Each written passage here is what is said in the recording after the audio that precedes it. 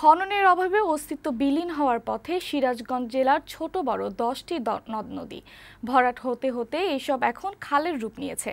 বর্ষার মৌসুম ছাড়া এসব নদ নদীতে পানি প্রায় থাকে না বললেই চলে।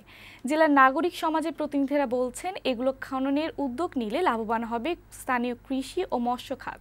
এদিকে সরকারের ডেল্টা প্ল্যানের আওতায় এসব নদ নদী খননের উদ্যোগ নেওয়া হয়েছে বলে আশ্বস্ত করেছে জেলা পানি উন্নয়ন বোর্ড।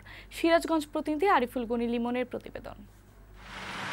উত্তরবঙ্গের প্রবেশদ্বার সিরাজগঞ্জের এক প্রান্ত দিয়ে বয়ে গেছে যমুনা, আর জেলার মধ্য দিয়ে বয়ে চলেছে করতোয়া, ইছামতি, হুরাসাগর, কাটাগাং ও বিলসূর্য সহ ছোট বড় 10টি নদ নদী। কালের বিবর্তনে ও খননের অভাবে যেগুলো বিলীন হওয়ার পথে।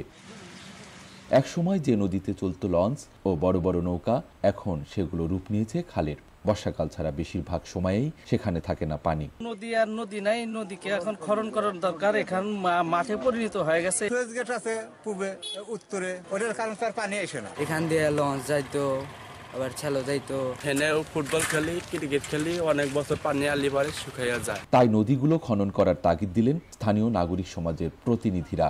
তারা বলছেন, এর মধ্য দিয়ে প্রাণ ফিরে পাবে এসব নদী। কৃষি ও মৎস্য খাতে রাখবে অবদান, সেই সাথে পণ্য পরিবহনেও রাখবে গুরুত্বপূর্ণ ভূমিকা। পরিকল্পিতভাবে, সমন্বিতভাবে এই নদীগুলি সংস্কার করা দরকার এবং নদীগুলিকে যে সমস্যা না ভেবে এগুলিকে সম্পদে রূপান্তরিত করার জন্য কার্যকরী পরিকল্পনা গ্রহণ করে এগুতে হবে। জেলার পানি উন্নয়ন বোর্ডের নির্বাহী প্রকৌশলী জানালেন, সম্প্রতি ডেল্টা প্ল্যানের আওতায় দেশের 64 জেলায় ছোট নদী খননের প্রকল্প হাতে নিয়েছে সরকার। এর আওতায় সিরাজগঞ্জেও 122 কিলোমিটার নদী খনন করা হবে।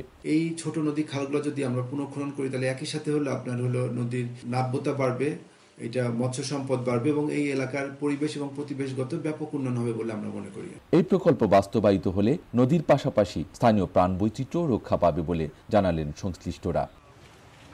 আরিফুল গনি লিমন, বৈশাখী সংবাদ, সিরাজগঞ্জ।